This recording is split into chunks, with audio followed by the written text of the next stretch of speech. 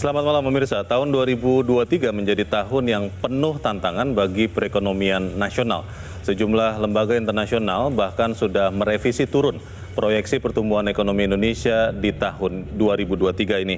Penyebabnya adalah karena ekonomi global yang masih suram atau gloomy dan upaya untuk memerangi inflasi yang terus dilakukan oleh bank-bank sentral secara agresif. Kita lihat lembaga-lembaga internasional seperti IMF merevisi turun yang tadinya memprediksi Indonesia tumbuh 5,2% menjadi 5%. Kita lihat juga Bank Dunia merevisi dari 5,1 menjadi 4,8 dan Bank Pembangunan Asia turun dari 5% menjadi 4,8.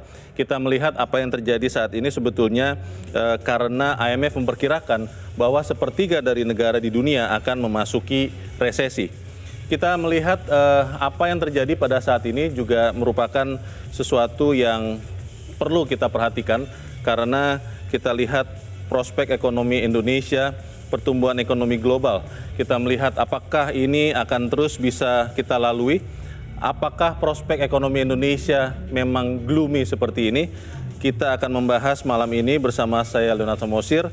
Pemirsa, inilah Economic Challenges, Economy Outlook atau Outlook Ekonomi 2023. Kita semuanya harus tetap optimis meskipun lembaga-lembaga internasional menyampaikan bahwa tahun ini sulit, tahun depan akan gelap. Silahkan negara-negara lain. Negara kita harus tetap optimis. Kalau Bank Indonesia memperkirakan tahun depan itu outlook kita pertumbuhan ekonomi kalau Bank Indonesia adalah 4,5 sampai 5,3. Jadi kurang lebih mendekati 5% ya. Nah, Indonesia share dari ekspor terhadap GDP-nya itu 25%. Singapura itu 180%, kita 25%. Jadi kondisi paling buruk pun itu eksternal sektor hanya akan drop 25%. Pemerintah menggelontorkan lebih dari 24 triliun dalam bentuk bansos untuk menopang daya beli masyarakat. Dunia usaha melihat bahwa kebijakan fiskal ini tidak sustain. Artinya daya beli masyarakat akan cenderung mengalami pelemahan. Kenapa? Karena pemerintah tidak punya ruang fiskal sebebas akhir 2022 untuk kemudian kembali melakukan hal yang sama tahun 2023 nanti. Dan pemirsa, malam ini telah hadir 4 orang narasumber untuk mencari tahu bagaimana outlook ekonomi Indonesia tahun 2023. Yang pertama adalah Dekan Fakultas Ekonomi dan Bisnis Universitas Indonesia, Teguh Dartanto. Mas Teguh, selamat malam. Malam. Telah hadir juga Kepala Ekonom Bank Permata, Joshua Pardede. Joshua, selamat malam. Selamat malam, Bang Leo. Juga telah hadir Ketua Umum Asosiasi Pengusaha Indonesia atau APindo, Haryadi Sukamdhani. Mas Haryadi, selamat malam. Selamat malam, Mas Leo. Dan juga telah hadir Ketua Umum Himpunan Pengusaha Muda Indonesia atau HIPMI, Akbar Buhari. Bro Akbar, selamat malam. Selamat malam, Bang Leo. Kita akan mencari tahu sebetulnya apakah memang ekonomi Indonesia ini akan bergerak seperti yang dikhawatirkan. Saya ingin ke Mas Haryadi dulu. Mas Haryadi, tahun 2022 itu suku bunga tinggi, inflasi naik. Akhirnya banyak orang melihat bahwa ini tantangan yang berat. Untuk tahun 2023, apakah pengusaha melihat akan lebih baik dibandingkan 2022 atau seperti apa? Kalau kami melihatnya lebih baik ya. Memang tekanannya pasti lebih besar ya karena suku bunga pasti akan masih bergejolak ya. Nilai tukar juga pasti masih akan fluktuatif. Tapi kalau kita lihat secara keseluruhan, Indonesia itu masih tetap mengalami pertumbuhan ekonomi. Jadi itu kalau dari sisi kekhawatiran resesi itu tidak. Yang kami khawatirkan itu justru bukan di pertumbuhan ekonomi ataupun juga indikator makro lainnya ya. Tetapi yang kami khawatirkan itu justru apakah pertumbuhan ekonomi kita itu berkualitas. Berkualitas di sini adalah apakah bisa menjadikan penciptaan lapangan kerja yang besar, meningkatkan kesejahteraan masyarakat. Itu yang harus kita lihat karena pertumbuhan ekonomi itu tidak linear dengan penciptaan lapangan kerja. Itu yang harus kita sadari bersama ya. Saya ambilkan contohnya paling ekstrim di Maluku Utara ya. Maluku Utara itu pertumbuhan ekonominya 27% kan. Nah, apakah itu karena ada smelter itu ya? Ada iya karena ada smelter, ada tambang nikel di sana ya. Tapi kenyataannya kan tidak otomatis itu mensejahterakan rakyatnya secara umum kan gitu. Karena memang yang mendapatkan manfaat itu dari yang ekosistem yang ada di situ saja, yang tidak merata begitu. Nah sama aja pertumbuhan ekonomi Indonesia juga begitu. Kalau kita lihat data-data yang ada ya beberapa hari yang lalu tanggal 9 Desember media yang ada terbit nasional itu menyatakan bahwa 68% rakyat Indonesia itu tidak dapat mencukupi kebutuhan gizinya. 68% loh, itu kan sangat tinggi ya. Juga kalau kita ngelihat datanya BKPM juga menunjukkan dari 2013 sampai 2021 naik 2,3 kali lipat, tapi investasi naik 2,3 kali lipat, tapi penyerapannya justru turun 70%. Jadi kalau kita lihat itu yang kita khawatirkan. Jadi ekonomi makro tidak ada masalah, tapi justru apakah itu berkualitas? Itu yang jadi pertanyaan. Kualitas pertumbuhan. Tapi sebelum saya lanjut ke Bro Akbar, saya ingin ke Mas Teguh dulu. Mas Teguh ingin memastikan lagi, kan di banyak kesempatan pemerintah itu terus-terusan memperingatkan kita semua. Ini dikatakan di tahun lalu, hati-hati resesi, hati-hati ancaman inflasi tinggi. Mau mengkonfirmasi, kalau Anda lihat Indonesia tahun 2023 akan kena resesi atau tidak? Terima kasih. Ini juga seperti yang sudah saya tulis di media Indonesia minggu lalu bahwa mengenai ekonomi Indonesia tahun 2023 ini, saya rasa saya mengamini apa yang disampaikan Pak Haryadi bahwa dunia memang akan mengalami resesi, tetapi saya rasa dampaknya ke Indonesia tidak sebesar yang kita bayangkan. Tapi saya rasa apa yang disampaikan oleh pemerintah itu bagian dari mendorong masyarakat untuk waspada. Tetapi jangan sampai berita-berita tentang resesi itu menimbulkan pesimisme. Nah, saya sendiri masih optimis bahwa selain dari tadi disampaikan mengenai laporan dari ramalan atau proyeksi dari beberapa organisasi lembaga internasional seperti World Bank itu masih bersirahan di antara 5, dan kami sendiri di LPM FEB-UI internal kami sendiri juga memproyeksikan bahwa pertumbuhan ekonomi 2023 ini antara 5 sampai 5,1%, sehingga sebenarnya angkanya tidak jauh berbeda dengan yang lain. Jadi resesi Indonesia tidak akan kena? Saya nggak berani memastikan seperti itu, tetapi minimal bahwa dampaknya ke Indonesia itu tidak sebesar yang beritanya itu loh, karena sebenarnya kita itu sebenarnya beruntung dalam tanda kutip bahwa perekonomian Indonesia itu tidak banyak berkaitan dengan dunia. Tadi saya disampaikan sebelumnya oleh Bang Khatib Basri menyatakan bahwa hanya 25% dari PDB kita yang berasal dari ekspor. Kalau ditotal dengan impor itu hanya sekitar 48%. Kebanyakan kita konsumsi ya? Iya, konsumsi, artinya engine kita itu masih ekonomi domestik. Kita punya 275 juta orang, ini saya rasa ini engine. Tetapi saya rasa kita setuju bahwa makro mungkin suatu isu, tetapi kita juga harus lebih melihat perekonomian itu secara mendalam. Siapa yang mendapatkan manfaat dari pertumbuhan itu? Tahun 2022 kan sekian negara, Le Joshua, itu dihadang dengan inflasi tinggi. Akhirnya Bank Sentral Amerika Serikat, Bank Sentral Inggris, Uni Eropa itu rame-rame menaikkan suku bunga. Dan konon katanya itu bisa menghambat pertumbuhan. Kalau review 2022 dan tahun ini, kira-kira apakah kenaikan suku bunga, kan tahun ini masih akan naik lagi ya, The Fed masih akan naik, Bank Indonesia akan mengikuti, itu akan bisa menahan laju pertumbuhan tidak? Ya, kalau kita melihat untuk di negara yang maju, ini suku bunganya naiknya sangat signifikan sekali. Dan untuk pertama kalinya Bank Sentral Amerika Serikat menaikkan suku bunga lebih dari 4% dalam 1 tahun. Sehingga tentunya kita bisa bayangkan dampaknya ini pada pertumbuhan ataupun perekonomian real ini akan sangat signifikan. Oleh sebab itu makanya sudah mulai ada indikator awal ya, terindikasi misalkan dari kurva imbal hasil dari surat utang pemerintah Amerika Serikat yang sudah terbalik ataupun inverted ya, itu menunjukkan bahwa ada indikasi bahwa perekonomian negara maju ini akan mulai masuk dalam masa resesi di pertengahan tahun ini. Jadi Amerika Serikat masuk resesi? Kemungkinan akan ada kemungkinan ke sana, tapi mungkin mild recession ya, karena kita juga melihat bahwa kondisi dari ketenaga kerjaan di Amerika Serikat masih cukup baik, di mana tingkat pengangguran masih relatif rendah. Meskipun kita melihat inflasi di Amerika Serikat tentunya masih menjadi momok buat negara maju, karena benchmarknya itu ataupun thresholdnya adalah 2%. Sedangkan per November itu masih di kisaran 7%-an. Jadi tentunya kenaikan suku bunga The Fed ataupun Bank Sentral Amerika Serikat ini masih akan berlanjut lagi di tahun ini. Tapi tentunya pertumbuhan ekonomi dari negara-negara maju khususnya di Eropa, di Inggris dan juga di Amerika Serikat ini akan sangat signifikan dampaknya. Karena tadi kenaikan suku bunga di negara tersebut juga sangat signifikan. Terima kasih Bro Akbar. Kalau lihat pertumbuhan ekonomi Indonesia kan paling besar disumbangkan konsumsi. Tapi pemerintah kan juga menggenjot investasi. Tahun ini malah katanya 1.400 triliun. Itu saya membayangkannya saja susah.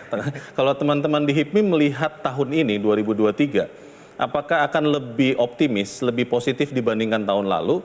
atau malah di sini harus lebih berhati-hati lagi? Ya, kami lihat momentumnya memang tahun ini mungkin lebih baik karena kita lihat di tahun pasca pandemi COVID di 2022 kita tumbuh 5,7%, itu didominasi 60% dari UMKM. Nah, UMKM itu seperti yang tadi disampaikan oleh Mas Teguh bahwa negara kita ini negara konsumtif, negara konsumsi, bahwa bagaimana peningkatan kualitas UMKM kita ini bisa terjadi. Tadi yang seperti disampaikan oleh Bang Haryadi Sukamdhani, bahwa dari usaha mikro, kecil, dan menengah itu didominasi oleh mikro. Gitu. Jadi mikronya ini bagaimana supaya bisa naik kelas, disitulah peran kami nanti HIPMI untuk bisa teman-teman pengusaha baru bisa lahir, dan pengusaha existing ini bisa upgrading. Gitu. Pada Jadi saat tahun lalu suku bunga naik begitu banyak ya, itu dampaknya kepada usaha mikro yang HIPMI lihat seperti apa? Kita lihat UMKM ini menjadi backbone menyelamatkan ekonomi kita bukan hanya sekarang. Tahun 98 udah menyelamatkan ekonomi kita, pasca pandemi COVID juga menyelamatkan ekonomi kita. Terbukti dengan 60% dari pertumbuhan ekonomi kita yang 5,70% itu didominasi oleh UMKM. Nah, untuk itu maka penguatan itu yang sekarang program pemerintah terhadap penyaluran KUR yang disampaikan langsung oleh Pak Presiden kemarin itu sangat baik. Dan kami berharap ke depan program penyaluran KUR ini bukan hanya disalurkan oleh bank, tapi lembaga non-bank juga bisa menyalurkan ini, bentuk-bentuk lembaga non-bank, sehingga bisa terdistribusi dengan baik untuk penguatan UMKM kita. Oke, terima kasih. Mas Haryadi, di 2023 kan harapannya tadi ya, suku bunga tidak akan naik sebanyak 2022. Tapi kan di saat bersamaan kita juga masuk ke tahun politik, Mas. Apakah ini akan bisa mengganggu pertumbuhan ekonomi? Karena katanya para pengusaha, Mas Haryadi dan teman-teman, biasanya menahan diri dulu karena menunggu siapa yang akan menjadi pemerintah di tahun 2024. Bagaimana, Mas? Enggak, kalau terkait dengan tahun politik ya, dengan kontestasi politik, menurut pandangan saya nggak ada pengaruh, Mas. Kita udah melewati sekian pemilu ya, dan itu nggak ada pengaruh juga sih. Jadi kalaupun ada yang melakukan penundaan, itu biasanya yang terkait dengan APBD, APBN yang jumlahnya signifikan itu ya. Tapi kalau secara umum tidak ada pengaruh, Mas. Dan kita semakin hari saya lihat kematangan berdemokrasinya makin baik ya. Jadi masyarakat udah bisa milah nih, urusannya politik, urusannya ekonomi. Jadi terpisah. Dan itu sepanjang yang kita sama-sama lihat itu nggak ada pengaruh, dan kecuali kemarin ya karena ada pandemi itu kita memang ada kontraksi turun ya, kita sempat resesi. Tapi selain itu nggak ada masalah. Selalu nggak ada pengaruh ya. Jadi walaupun politik ini makin hangat nih kita rasakan. Kita nggak ada saya melihatnya tidak begitu signifikan. Bahkan pada waktu yang paling heboh tuh zamannya almarhum Gus Dur ya. Politiknya luar biasa, tapi juga nggak ada masalah gitu. Waktu itu kita lihat juga semuanya berjalan dengan baik. Baik, kalau yang terakhir ini kan kita sedang bicara ya, revisi Undang-Undang Cipta Kerja.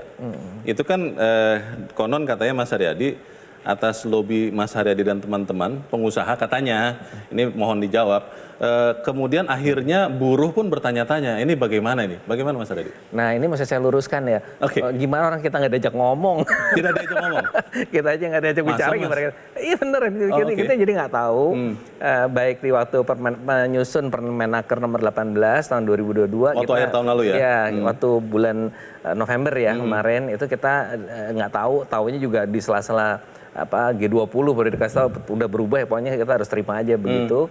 Dan di Perpu juga kita nggak tahu. Jadi kita waktu itu masih berpikir bahwa kita masih bisa membicarakan mengenai kemungkinan perubahan Permenaker 18 karena kami mengajukan uji materi ke Mahkamah Agung. Soal upah minimum itu ya? Iya, nah itu, tapi justru di Perpu apa yang ada di Permenaker 18 itu justru mendapatkan cantelannya karena di Perpu ada dua hal substansial di klaster ketenagakerjaan, yaitu perubahan mengenai formula upah minimum dan juga alih daya. Jadi tidak diajak bicara, tapi dengan Perpu ini pengusaha happy atau tidak? Iya, kalau kita bilang ya ini tentunya kita melihatnya inkonsistensi ya. Karena kita kan inginnya semua itu kalau memang tujuannya untuk penciptaan lapangan kerja, tentunya apa yang sudah kita sepakati di dalam Undang-Undang Cipta Kerja yang ada itu dan turunannya di PP 36 2021 harusnya itu kita udah selesai, tapi ternyata kan berubah Mas. Jadi yang menjadi pertanyaan adalah inkonsistensi dalam klaster tenaga kerjaan. Baik, kita akan bahas lebih jauh, tapi kita harus jeda dahulu dan pemirsa tetap bersama kami. Economic Challenges segera kembali.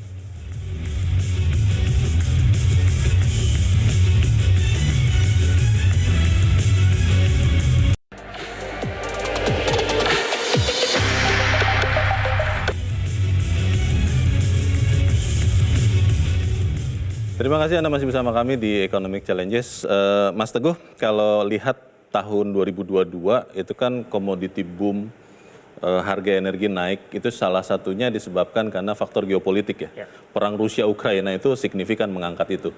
Dan kita tetap tidak tahu itu sampai kapan akan berlangsung. Pertanyaannya adalah di tahun 2023, apakah Indonesia masih bisa menikmati kenaikan harga komoditas itu? Atau memang kita harus mulai melihat sumber-sumber pertumbuhan yang lain? Kalau dari lihat ya, artinya memang potensi konflik Ukraina dan Rusia kita nggak tahu akan berakhir kapan. Memang itu mendorong kenaikan harga energi dan juga harga pangan. Tetapi pelambatan perekonomian global yang tadi kan akibat dari kenaikan suku bunga dari negara-negara maju ini kan akan menurunkan aktivitas ekonomi global. Artinya permintaan terhadap energi dan pangan juga akan menurun gitu. Sehingga saya rasa bulan madu kita rezeki nomplok dari komoditas energi dan energi yang selama ini dan komoditas sumber daya alam lainnya ini saya rasa juga akan segera berakhir gitu loh. Tahun ini? Tahun ini saya rasa tidak sebesar yang tahun 2022. Tetapi ini yang mungkin perlu kita waspadai bahwa saya selalu ngomong bahwa perekonomian kita ini selamat karena yaitu selain good policies tapi kita ini ada good luck juga. Salah satunya ya memang saya nggak tahu ini dalam bercandanya mungkin kita banyak berdoa atau tahu kita dapat windfall profit. Tetapi keberuntungan itu nggak akan selamanya akan terus menerus sehingga bulan madu bagi saya yang dari sektor fiskal yang selama ini kan target dari era APBN waktu 2022 itu kan 6% tapi sampai akhir tahun ini saya rasa bisa sampai di bawah 3%. Ini sebuah capaian yang luar biasa bagi penerimaan negara dengan adanya windfall profit itu. Tetapi saya rasa kemewahan ini tidak akan berlangsung lagi di 2023 sehingga pemerintah juga perlu melakukan diversifikasi dari penerimaan negara untuk pembiayaan pembangunan ini yang perlu digerakkan oleh pemerintah ya. Dan saya rasa membaca berita dan melihat juga Ibu SME juga mulai dalam tanda kutip menguli-nguli berbagai macam pajak penghasilan dan yang lain itu mencoba, itu menurut saya ya langkah yang bagus juga ya, artinya mencoba mendiversifikasi tahu bahwa rezeki nomplok ini nggak akan terus menerus, maka mencoba diversifikasi. Tapi tahun ini akan tetap penyumbang terbesarnya tetap konsumsi ya? Saya rasa untuk pertumbuhan ekonomi kita akan back to itu tadi, bahwa kita punya masa, kita punya penduduk 275 juta dan ini kelas menengah, artinya yang lagi semangat-semangatnya belanja ya, usia muda ini yang saya rasa masih menjadi engine dari pertumbuhan kita. Yang kedua pasti investasi ya, walaupun mungkin investasi tadi memang pemilu ini sebenarnya nggak banyak berpengaruh. Ini studi kami juga menunjukkan hanya berpengaruh 3 bulan ketika masa pemilu itu aja. Plus minus 1 bulan sebelum sama sesudah pemilu itu setelah aja. Itu tidak ada pengaruh? Tidak ada, setelah pemilu biasanya baru naik. Tapi sebelum pemilu 1 triwulan sebelum pemilu itu biasanya nggak ngaruh. Tetapi yang berpengaruh itu hanya pas ketika ada pemilu itu sendiri yang memang orang juga mungkin semua orang sibuk dengan isu pemilu sehingga ngekip aja, setelah itu baru naik. Saya rasa dua itu, konsumsi sama investasi, masih jadi engine kita. Terima kasih Mas Teguh. Mas Haryadi ingin konfirmasi saja. Kita tahu bahwa industri tekstil, alas kaki itu kan banyak ekspor ke Amerika Serikat dan ke Eropa. Dan ini signifikan, sudah turun lebih dari 30, bahkan ada yang mengatakan 60%. Apakah efek dari resesi yang ada di Amerika dan Eropa itu juga kena ke sektor industri yang lain, Mas Haryadi? Yang terkena itu lebih kepada yang non-pangan, non-komoditi ya Mas ya. Jadi yang lifestyle itu yang pengaruh. Jadi furniture itu juga ada pengaruh. Furniture juga ya? Pengaruh. Lalu juga selain Amerika dan Eropa, sebetulnya juga lockdown China itu juga berpengaruh terhadap ekspor kita ke sana. Jadi kondisinya seperti itu. Tapi ya kembali lagi ya, kita kalau mengenai ekspor ini memang tidak bisa kita pungkiri, sangat tergantung dari negara tersebut kan, dia akan recover atau enggak. Nah, kalau kami melihatnya nanti di kuartal kedua baru akan kelihatan, Mas. Jadi kuartal pertama ini memang masih akan slow, tapi kita sih melihatnya kuartal kedua mungkin sudah mulai ada perbaikan. Oke. Begitu. Pemutusan hubungan kerja itu kan terjadi juga ya di sektor tadi ya, manufaktur yang leisure tadi Mas Ade dikatakan, tapi juga kita lihat di sektor e-commerce, Mas. Startup itu banyak sekali tahun lalu melakukan pemutusan hubungan kerja. Secara kuantitatif, Apindo melihat sudah berbahaya tidak gelombang PHK ini? Enggak. Kalau di e-commerce itu orangnya nggak banyak, Mas. Oke. Dibandingkan dengan padat karya ya. Karena high-tech ya? Iya, karena high-tech nggak banyak dan itu juga karena ada dua hal utama lah kenapa mereka lay off. Pertama bahwa memang dari sisi pendanaan itu kan yang namanya e-commerce ini kan banyak dulu investor yang uangnya nggak tahu dari mana lah ya bisa menginjak sedemikian besar. Sekarang dengan kondisi ini mereka semua uangnya kan lagi problem juga kan. Akhirnya mereka nggak nyuntik. Jadi e-commerce ini tumbuh sebetulnya kalau boleh saya bilang bubble gitu loh. Dia bukan karena kekuatannya dia sendiri, tapi memang ada ekspektasi ataupun suntikan yang berlebihan yang di luar daripada norma secara alamiah daripada bisnis itu. Jadi gitu. PHK yang terjadi ini tidak akan karena tidak ada suntikan kena ke industri yang lain. Tidak akan. Enggak. Kalau itu bisa dipastikan tidak terjadi gitu. Jadi keduanya kalau pertama ada suntikan, keduanya memang dari sisi masing-masing e-commerce itu memang mereka juga melakukan efisiensi. Gitu. Jadi memang ada faktor keuangan, suntikan, dan kedua memang mereka harus mengubah cara bisnis model mereka untuk bisa kompetitif. Gitu. Oke, Pak Joshua, tahun lalu tuh IMF mengatakan Indonesia ini secercah harapan katanya, cahaya.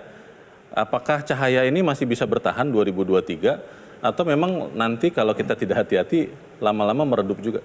Ya, meskipun tadi disampaikan oleh Mas Teguh juga bahwa commodity boom yang di tahun ini mungkin tidak akan sebaik di tahun lalu, tapi kita percaya bahwa konsumsi rumah tangga ini masih akan menjadi pendorong utama, ya, pendorong utama untuk setidaknya kalau kita melihat yang bisa kami pastikan adalah bahwa kondisi 2023 tidaklah akan lebih buruk dibandingkan 2020, apalagi setelah pemerintah sudah mencabut PPKM. Dan juga kita melihat bahwa sekarang mobilitas masyarakat meningkat ya, kemacetan sudah di mana-mana. Jadi artinya aktivitas ekonomi sudah ada perputaran uang di sana, sudah ada perdagangan ya, sektor perdagangan pun juga meningkat, sektor pariwisata pun juga kita melihat kemarin di akhir tahun juga peningkatan yang sangat signifikan. Jadi kita melihat konsumsi rumah tangga inilah yang masih menjadi penopang utama, sekalipun tadi akan ada pelambatan dari sisi investasi dan juga ekspor, tapi kita meyakini bahwa Indonesia masih menjadi bright spot ya, ataupun titik terang ya, karena kondisinya adalah meskipun suku bunga Bank Indonesia juga naik, tapi kondisi fiskalnya kita masih memiliki kondisi yang cenderung lebih baik dibandingkan sebagian besar negara di dunia yang dimana utangnya juga meningkat dengan sangat signifikan, ditambah lagi dengan kenaikan suku bunga yang sangat signifikan juga, sehingga perlambatan ekonomi tersebut pun juga tidak terhindarkan lagi. Oke, Bro Akbar, investasi kan tadi disebut-sebut ya, harus masuk ditargetkan pemerintah 1.400 triliun tahun ini.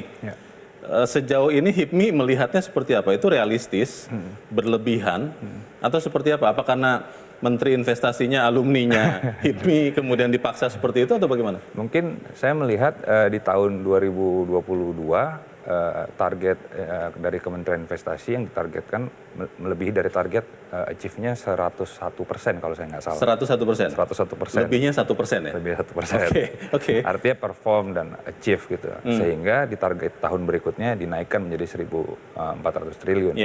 Dan saya rasa itu bukan hanya wacana, mungkin dengan kinerja yang dioptimalkan oleh Kementerian Investasi dengan seluruh stakeholder lainnya dan didukung dengan regulasi-regulasi. Mungkin salah satu regulasi lewat Perpu yang tadi Mas bahas itu Perpu Cipta Kerja. Cipta Kerja sebuah angin segar mungkin bagi para investor untuk memudahkan untuk berinvestasi di Indonesia. Karena memang Perpu itu menguntungkan pengusaha ya? Karena mungkin ekosistemnya, kemudahan usaha, kepastian hukum dan sebagainya itu bisa tertampung di dalam Perpu Cipta Kerja.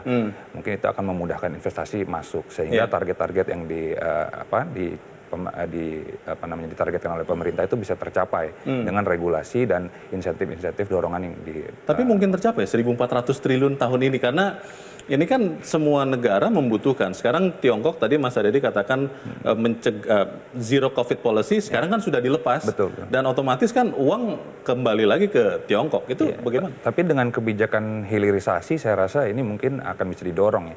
Karena di dalam situ ada nilai tambahnya. Dengan kebijakan hilirisasi industri yang aktivitas nanti ekonominya akan terjadi dari mulai hulu sampai di hilir di negara kita. Kalau kita bisa memperkuat hulunya sampai dengan hilirnya, mungkin ini akan bisa terjadi. Target investasi 1.400 triliun saya rasa mungkin bisa terjadi apabila kita perkuat dari hulu mulai sampai hulu sampai dengan hilirnya. Penyerapan tenaga kerja itu kan menjadi masalah juga. Kira-kira tahun 2023 kalau asumsinya 1.400 triliun itu benar-benar masuk, apa benar-benar bisa kemudian menyerap tenaga kerja? Dalam pemikiran kami mungkin berbeda dengan Apindo. Dalam pemikiran kami apabila investasi bisa lahir maka penyerapan tenaga kerja, pengangguran itu bisa berkurang. Maka lapangan pekerjaan bisa terbuka seluas-luasnya. Maka investasi satu aja misalnya satu smelter lahir di Maluku Utara tadi seperti disampaikan oleh Bang Haryadi Sukamdhani itu kan bisa menyerap lapangan pekerjaan besar gitu. Nah, apabila investasi ini bisa dengan mudah dengan ekosistem yang dibangun oleh negara berbentuk dengan regulasi, kemudahan berinvestasi, kepastian hukum dan sebagainya ini bisa terjadi. Ini mungkin saya rasa akan membuat teman-teman investor ini bisa tertarik. Karena di tengah ancaman resesi ini kita yang mengkhawatirkan sebenarnya bukan hanya wait and see, Mas. Di tahun politik ini bukan hanya wait and see, tapi capital outflow yang kita khawatirkan. Bahwa sudah terjadi? Belum terjadi sekarang. Nah ini yang mungkin jangan sampai terjadi, maka stabilitasnya harus kita jaga. Baik. Kita akan cari tahu nanti seperti apa kita menghadapi 2023. Karena kita juga menghadapi persaingan dengan negara-negara lain. Tapi kita harus jeda dahulu dan Economic Challenges akan kembali seusai headline news pukul 22 waktu Indonesia Barat.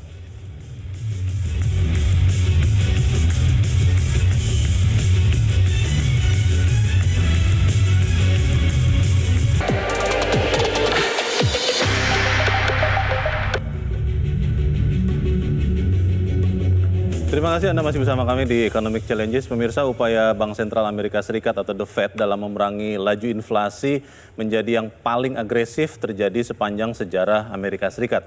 Hal ini berdampak ke seluruh dunia, tak terkecuali juga Bank Indonesia. Kita lihat data berikut bagaimana suku bunga Bank Sentral Amerika Serikat. Kita lihat data paling kiri di tahun 2022 naik sangat tajam. Kita melihat dalam 1 tahun lalu, suku bunga dolar Amerika Serikat naik 2,36%. Sementara kalau kita lihat tahun-tahun yang lalu atau sebelumnya tahun 88, tahun 94, tahun 2004, tahun 2015, kenaikan memang terjadi tetapi tidak securam apa yang terjadi di tahun 2022. Kenaikan suku bunga Bank Sentral Amerika Serikat ini mau tidak mau diikuti juga dengan kenaikan suku bunga rupiah atau Bank Indonesia. Kita melihat data berikut. Bagaimana kemudian Bank Indonesia juga harus menaikkan suku bunganya dengan signifikan juga. BI 7 Days Reverse Repo Rate, kita lihat data grafik warna biru ini yang naik signifikan dari level sekitar 3,5% dalam 1 tahun menjadi 5,5%. Hal ini dilakukan karena memang untuk mengupayakan tidak larinya dana dari Indonesia ke Amerika. Kita melihat apakah kemudian juga inflasi di Amerika Serikat sudah mulai bisa dijinakan karena kenaikan suku bunga Bank Sentral Amerika Serikat. Kita lihat data inflasi Amerika Serikat dalam 5 tahun dari tahun 2018 sampai 2022. Kita lihat grafik yang berwarna biru ini, kita lihat sudah mulai ada tekukan atau memang dalam tanda petik inflasi Amerika Serikat bisa mulai dijinakan oleh kenaikan suku bunga Amerika Serikat. Pertanyaannya apakah kemudian kenaikan suku bunga ini akan juga efektif untuk mengendalikan inflasi bukan hanya di Amerika Serikat tetapi juga di Indonesia. Saya ingin bertanya ke Mas Teguh, kalau melihat suku bunga Mas Teguh, kan diprediksi tahun ini masih akan naik juga Bank Sentral Amerika dan Indonesia. Kira-kira akan bisa menjinakkan inflasi tidak di Indonesia? Di Indonesia ini kan sebenarnya sumber inflasi kan nggak hanya dari sektor moneter ya atau demand full inflation gitu. Artinya inflasi di Indonesia ini ya suku bunga itu bagian dari untuk mengontrol capital outflow, dan yang kedua adalah stabilisasi rupiah kan. Sebenarnya dengan capital outflow depresiasi bisa tinggi, tapi dengan naiknya suku bunga kita bisa menahan laju depresiasi. Dan itu juga bisa mengurangi belanja ya, artinya kredit juga berkurang. Tetapi kan sebenarnya kalau dari inflasi di Indonesia itu faktornya bukan hanya dari sisi permintaan, dari sisi kredit, sisi seperti itu, tapi isu inflasi di Indonesia itu juga dari sisi supply side ya, artinya dari sisi penawaran gitu, artinya apakah memang ketersediaan barang, kadang juga misalnya barangnya tahu-tahu shortage gitu, itu yang mungkin perlu diantisipasi gitu. Dan masih didominasi inflasi di Indonesia itu kan pangan ya. Ini yang harus menjadi perhatian pemerintah gitu. Artinya kalau isunya inflasi bukan hanya isu tentang suku bunga, tapi bagaimana availability dan affordability dari pangan itu sendiri yang mungkin harus jadi perhatian pemerintah. Dan saya rasa pengendalian inflasi saat ini di Indonesia cukup bagus ya. Kalau dari sisi supply gitu, dengan misalnya kenaikan kemarin harga BBM, kita bisa punya yang TPID, tim pengendali inflasi daerah. Itu kan koordinasi antara Bank Indonesia, Fiska, pusat, pemerintah pusat dan pemerintah daerah. Bagaimana mengendalikan itu? Saya rasa suku bunga satu hal, tetapi untuk inflasi bahwa ada sektor-sektor di sisi produksi itu supply side itu ya juga menjadi perhatian yang serius bagi pemerintah. Pak Joshua, kalau kita ingat di 2023 kan undang-undang mewajibkan defisit anggaran itu kembali lagi ke 3% dari PDB. Di saat pandemi kita hadapi, DPR melonggarkan itu bersama dengan pemerintah. Melihat ini, berarti kan kapasitas pemerintah untuk menjadi motor penggerak pertumbuhan di tahun 2023 lebih terbatas dibandingkan tahun-tahun lalu. Bagaimana? Ya, saya pikir memang kalau kita lihat realisasi sementara untuk APBN akhir tahun 2022 yang baru saja juga disampaikan di dalam press conference hari ini, di situ disebutkan bahwa defisit APBN kita tercatat defisit 2,4%, 2,38%. Untuk tahun lalu ya? Tahun lalu. Ini bahkan di bawah dari estimasi sebelumnya. Tapi konsolidasi fiskal tersebut memang sudah terjadi.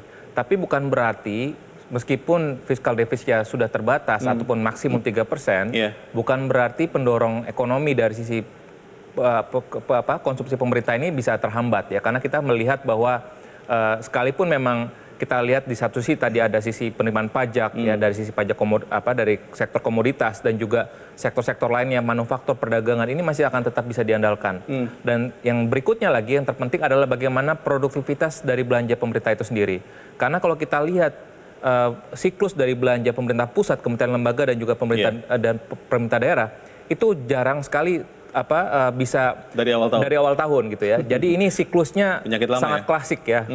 Baru mulai terserap itu di akhir tahun sehingga jadi tidak produktif gitu. Sehingga makanya harus ada arahan dari pemerintah pusat, khususnya dari Kementerian Keuangan gitu ya, agar bisa memberikan reward punishment kepada kementerian lembaga dan juga pemerintah daerah yang dapat bisa secara produktif ya untuk bisa menyerap belanjanya sehingga tadi bisa menciptakan lapangan pekerjaan seperti yang Pak Haryadi sampaikan gitu. Jadi kita bagaimana mengembalikan lagi tenaga kerja ya dengan cara tadi spending pemerintah ini untuk diarahkan kepada program-program padat karya sehingga penciptaan lapangan pekerjaan pun bisa terjadi. Oke, Mas Haryadi, seiring dengan COVID juga Bank Indonesia juga OJK itu banyak sekali melakukan pengenduran, relaksasi, restrukturisasi kredit. Tapi kan disebut-sebut di bulan Maret kebanyakan akan berakhir. Akhirnya apa yang terjadi kalau kemudian macet itu kan menjadi masalah baru. Kalau Apindo melihatnya ini bisa menjadi ancaman atau seperti apa Mas Haryadi? Ya, jadi kalau untuk sektor tertentu ya Mas ya, jadi yang terkait dengan pariwisata dan juga yang terkait dengan ekspor ya itu sudah ada relaksasi diperpanjang 1 tahun sampai dengan Maret 2024. Jadi menurut saya ini juga suatu langkah yang tepat untuk menghindari tadi terjadinya kredit macet yang terjadi. Kan kalau kredit macet itu terjadi yang susah juga bukan hanya nasabahnya, banknya juga susah karena dia harus memberikan pencadangan kan. Nah itu seperti itu. Nah kita berharap bahwa dalam kurun waktu 1 tahun ini memang terjadi pemulihan di sektor-sektor yang diberikan tambahan relaksasi tadi itu, di mana salah satunya di sektor pariwisata ya. Nah kalau ini bisa ya kita tahun depan mudah-mudahan bisa kembali normal, dalam arti kata relaksasi itu bisa mulai bertahap dikurangin gitu ya, seperti itu Mas. Masih bisa bertahan berarti ya? Di tahun masih bisa. Jadi kalau harapan kita ya memang di 2023 ini kita tidak ada sesuatu hal yang shocking ya, yang mudah-mudahan ya tiba-tiba Ukraina sama Rusia damai gitu. Amin, jadi kita aminkan itu ya. akan sangat positif sekali gitu. Oke. Bro Akbar, kalau kita lihat, kita kan sekarang dalam posisi sebetulnya belum lepas dari COVID. Walaupun PPKM sudah dicabut, tapi kita kan sedang dalam transisi katanya ke endemi. Walaupun sudah banyak juga yang merasa COVID sudah hilang begitu kan, karena tidak ada lagi yang divaksin. Pertanyaannya adalah kalau kita melihat kondisi seperti sekarang, usaha mikro, kecil, dan menengah, itu kan selama ini juga dibantu ya. Kalau kemudian pada waktunya nanti berakhir bantuan-bantuan itu, kira-kira akan jadi masalah tidak? Ya justru makanya tadi saya menekankan bahwa bagaimana teman-teman usaha mikro, kecil, menengah ini bisa naik kelas. Artinya selama ini yang mendapatkan bantuan tunai langsung ataupun sejenisnya itu yang tidak melalui proses bankable, ini bisa menjadi bankable. Artinya ada pembinaan lewat regulasi pemerintah, mungkin Kementerian Koperasi dan UMKM, Kemenkop ini bisa menyalurkan bantuan-bantuan pemerintah ini kepada kelompok-kelompok usaha yang benar, sehingga ada pendampingan usaha di sana sehingga bisa naik kelas. Ini yang sekarang kita bersama pemerintah concern terhadap penguatan ekonomi kita di sektor UMKM. Pembiayaannya itu mengandalkan bank atau lembaga-lembaga pembiayaan lain yang paling banyak? Nah sekarang ini kan kita bergantung kepada lembaga bank. Justru kan sekarang porsi dari pembiayaan itu dinaikkan dari 20% sekarang ke 30% untuk pembiayaan UMKM. Nah, makanya ke depan kami berharap bersama dengan pemerintah ini bisa menyalurkan KUR ini tidak hanya lembaga bank tapi lembaga non-bank. Apakah bentuknya koperasi dan sebagainya bisa menyalurkan sehingga bisa terdistribusi dengan baik dan tepat sasaran gitu kepada UMKM pelaku-pelaku usaha yang ada di daerah, yang ada di desa-desa. Ini mungkin salah satu penguatan kita terhadap UMKM. Karena apa? Karena sebenarnya tanpa kita sadari aset terbesar di negara kita ini adalah yang namanya UMKM. Pak Joshua, mau cek terakhir kondisi likuiditas perbankan sekarang. Apakah memang masih berlebihan karena mungkin ada orang-orang yang kesulitan untuk meminjam atau malah takut untuk meminjam karena situasi tidak pasti, atau seperti apa sekarang? Ya, kondisi likuiditas perbankan sampai sejauh ini masih relatif longgar. Meskipun setelah Bank Indonesia sudah menaikkan suku bunga acuannya dan juga sudah menaikkan giro wajib minimumnya, LDR perbankan masih relatif rendah. Dan kalau kita lihat pertumbuhan kredit pun juga sebenarnya masih tetap growing double digit ya, dan juga dana pihak ketiga juga masih tetap tumbuh sekitar 8-9%. Meskipun memang kami mencermati ada pengetatan likuiditas dalam hal likuiditas dolar. Yang ini terindikasi dari LDR falas itu relatif lebih tinggi dibandingkan LDR rupiah ya, dan ini juga dipengaruhi juga oleh faktor tadi permintaan kredit falas khususnya pada sektor usaha pertambangan ya, karena kita juga melihat bahwa perbankan global pun juga sudah mulai membatasi pembiayaan kepada sektor-sektor pertambangan sehingga permintaan terhadap perbankan nasional itu semakin meningkat. Sementara itu kita lihat dari sisi yang menariknya adalah devisa hasil ekspor. Ini juga kan kita tahu bahwa ekspor kita mengalami surplus 31 bulan berturut-turut. Namun kenyataannya belum sepenuhnya ataupun DHE ini ataupun devisa hasil ekspor ini tidak parkir cukup panjang di dalam negeri, sehingga dolarnya tidak masuk Indonesia? Masuk ke Indonesia dilaporkan, tapi tidak parkir lebih lama lagi di Indonesia. Sesaat saja transit begitu ya? Karena memang kita melihat juga ada faktanya adalah kita melihat dari sisi deposito falas di perbankan nasional dibandingkan dengan perbankan di misalkan luar negeri, misalkan Singapura, itu cenderung lebih atraktif, sehingga ada insentif pada saat eksportir melaporkan DHE-nya, dia langsung menempatkan dana hasil ekspornya itu kepada perbankan offshore, sehingga itulah yang menyebabkan kondisi likuiditas falasnya cenderung lebih mengetat. Tapi kita melihat bahwa langkah-langkah dari Bank Indonesia terus untuk menjaga stabilitas rupiah dengan triple intervention dan juga dalam RDG terakhir di bulan Desember yang lalu, Bank Indonesia akan juga mengeluarkan operasi moneter falas yang kita harapkan ini akan menjadi insentif baru lagi para eksportir untuk memarkirkan dananya lebih panjang lagi di perbankan nasional. Baik, Mas Teguh, disebut-sebut bahwa apa yang terjadi di Indonesia sekarang Ketika tahun lalu kita masih bisa tumbuh 5%, tahun ini diprediksi juga akan sekitar itu. Itu karena solidnya kerjasama otoritas moneter fiskal. Bahkan sekarang ada undang-undang ya kan P2SK itu. Kalau Anda lihat, apakah itu cukup kuat untuk menghadapi kemungkinan kalau memang ada gejolak di tahun ini? Saya rasa memang inilah khasnya Indonesia ya. Kalau ada ibaratnya COVID musuh bersama, kita bisa berkoordinasi. Ini yang saya khawatirkan ketika musuh bersamanya sudah nggak ada, ini apakah koordinasi ini masih bisa solid nggak? Ego sektoral muncul lagi maksudnya? Iya, ego sektoral muncul lagi. Ini yang sebenarnya saya khawatirkan dari jauh-jauh hari bahwa kita tuh kalau ada musuh bersama, kalau Belanda ada kita bersatu, tapi ketika kalau Belanda sudah nggak ada kita saling pukul-pukulan, ego sektoral. Tapi saya rasa pengalaman COVID ini memberikan pelajaran berharga ya, dengan koordinasi yang baik antara otoritas fiskal, moneter dan juga sektor keuangan OJK, kita bisa melewati pandemi ini dengan baik. Artinya kita bisa menjaga kekokohan ekonomi kita.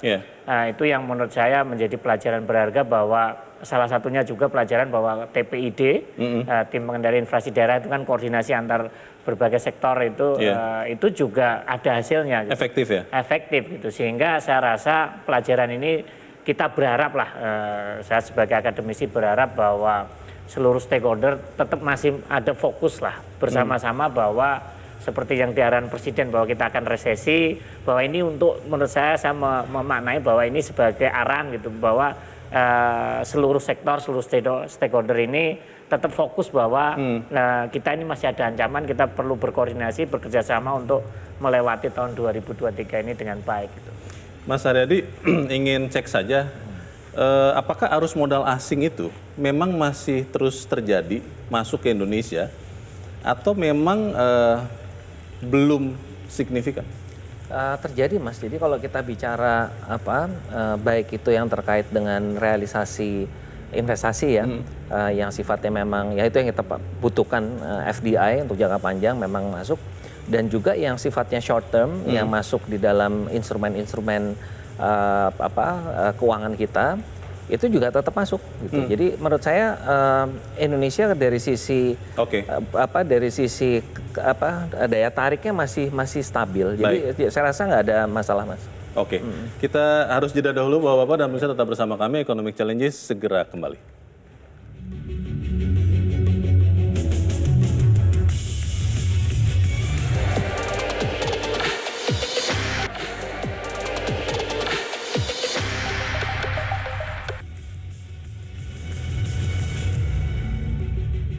Terima kasih pemirsa, Anda masih bersama kami. Kita di bagian akhir diskusi kita malam ini. Mas Teguh, kalau di dalam 1-2 kalimat, apa yang akan terjadi kalau Anda lihat di 2023 untuk ekonomi Indonesia, apa yang harus diwaspadai supaya kita tumbuh lebih baik dibandingkan tahun lalu? Ya memang ancaman resesi global itu ada, tetapi saya rasa Indonesia tidak perlu khawatir berlebihan, karena saya rasa Indonesia punya kekuatan dari perekonomian domestiknya ya, yang tadi, dan sektor UMKM saya rasa menjadi motor. Yang perlu dilakukan pemerintah adalah bagaimana menggerakkan agar ekonomi domestik ini agar terus bergerak dengan berbagai program. Salah satunya adalah berbagai bantuan sosial, itu tadi menurut saya masih perlu dilanjutkan untuk tahun depan. Dan yang kedua, menurut saya yang mungkin nggak banyak disinggung orang, bahwa pemilu itu juga sebenarnya menjadi engine. Karena penelitian kami tahun 2009-2014 menunjukkan bahwa pemilu dengan adanya spendingnya itu saya rasa akan ada sekitar 50 triliun yang akan berputar untuk persiapan pemilu di tahun 2023 ini. Oh, di tahun ini ya? Karena itu kan dibagi, dan itu menurut saya menjadi engine sehingga bisa jadi mendorong sektor-sektor seperti tekstil, pakaian jadi, industri kertas percetakan ini menurut saya akan ada ibaratnya berkah lah dengan adanya pemilu ini. Itu menurut saya yang perlu kita perhatikan. Kita nggak perlu khawatir berlebihan, tetapi kita tetap waspada, tetap semangat aja. Tetap semangat. Oke, terima kasih. Pak Joshua, apa yang harus kita perhatikan? Ancaman. Karena kalau tadi hal-hal positif sudah disampaikan, apa yang bisa menjadi ancaman 2023 ini? Ya, yang perlu kita cermati adalah kondisi dari gangguan supply chain global, khususnya di kondisi harga pangan. Karena ini tentunya transmisinya akan sangat signifikan kepada harga pangan domestik. Ya. Seperti yang kita lihat saat ini, misalkan harga pangan di pasar internasional trennya udah mulai meningkat juga gitu ya. Tapi memang harapannya bahwa ini tidak berkepanjangan ya. Tapi tentunya karena kita melihat bahwa pada saat ada tren kenaikan harga pangan dan juga kita juga melihat dari sisi produktivitas pertanian domestik kita masih harus digenjot lagi, tentunya kita akan ya tadi transmisi kepada inflasi pangannya pun juga ini akan bisa sangat dominan. Ya, tentunya nanti pada akhirnya pada saat inflasinya meningkat akan berdampak lagi kepada daya beli masyarakat dan pada akhirnya Bank Indonesia pun juga perlu harus menaikkan suku bunganya. Jadi tentunya dampaknya ini akan sangat signifikan dan di samping itu juga tentunya saya melihat bahwa investasi tetap harus menjadi engine of growth ke depannya. Untuk kita bisa maju, untuk bisa kita keluar dari negara berpenghasilan menengah, kita harus bisa menggerakkan investasi ini tumbuh di atas 6-7%. Karena kuncinya adalah pada saat pandemi kita sudah kehilangan momentum untuk bisa pertumbuhan 5-6%. Sehingga oleh sebab itu kita harus bagaimana membalikan kondisi investasi ini agar tadi penciptaan lapangan pekerja bisa lebih meningkat lagi.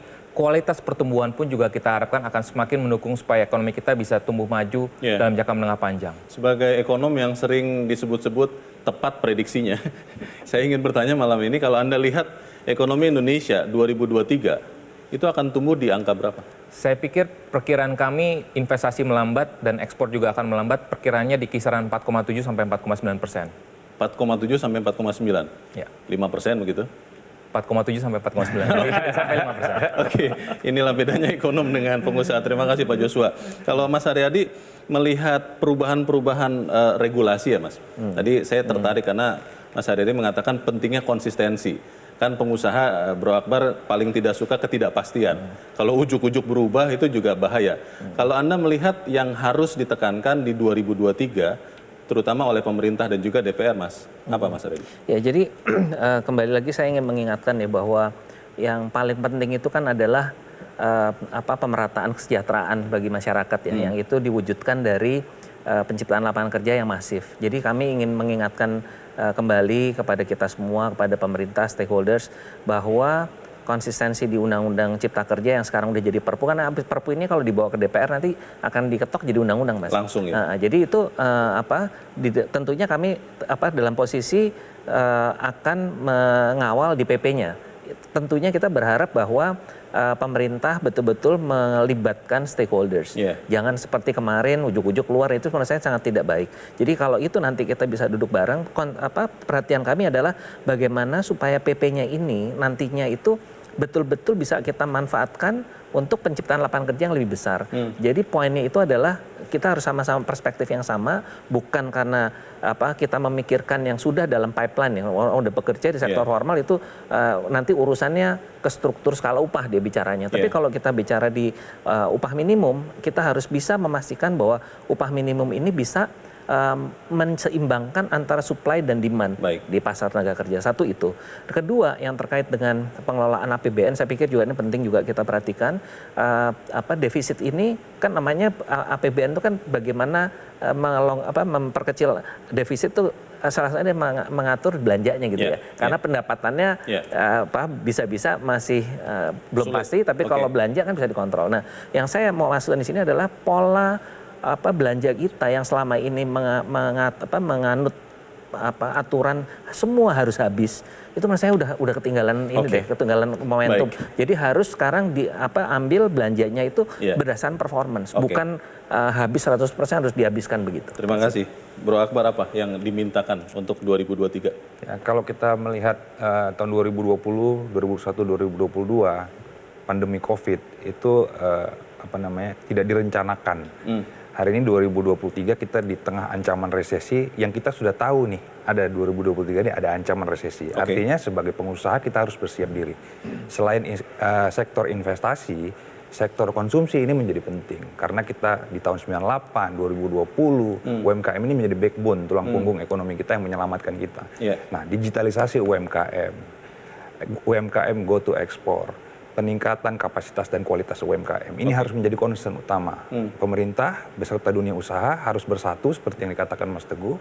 Kalau ada bencana kita bersatu, ini walaupun nanti ke depan ini ada ancaman resesi, kita harus bersatu bersama untuk mendorong nih UMKM kita bisa naik kelas sehingga bisa menyelamatkan perekonomian Indonesia. Kepastian regulasi yang tadi disampaikan senior, apakah itu juga menjadi concern dari HIPMI? Tentu, karena saya sampaikan di awal bahwa kepastian regulasi, kepastian hukum, iklim investasi yang ramah, mudah investasi itu menjadi penting untuk investasi bisa masuk. Sehingga peran pemerintah di sini sangat menjadi penting untuk bisa membuat regulasi-regulasi yang berpihak kepada pengusaha. Baik, terima kasih. Dan itu mengakhiri perbincangan kita malam ini. Saya berterima kasih kepada Mas Teguh Dartanto, kepada Lai Joshua Pardede, kepada Mas Haryadi Sukamdhani, dan Bro Akbar Buhari. Terima kasih. Dan pemirsa, kita harus sama-sama menjalani 2023 penuh kehati-hatian, tetapi harus optimis dengan terus berbicara untuk segenap stakeholder, seperti tadi dikatakan Mas Haryadi Sukamdhani. Saya Leonard Samosir, terima kasih Anda sudah menyimak Economic Challenges malam ini. Selamat malam, sampai jumpa.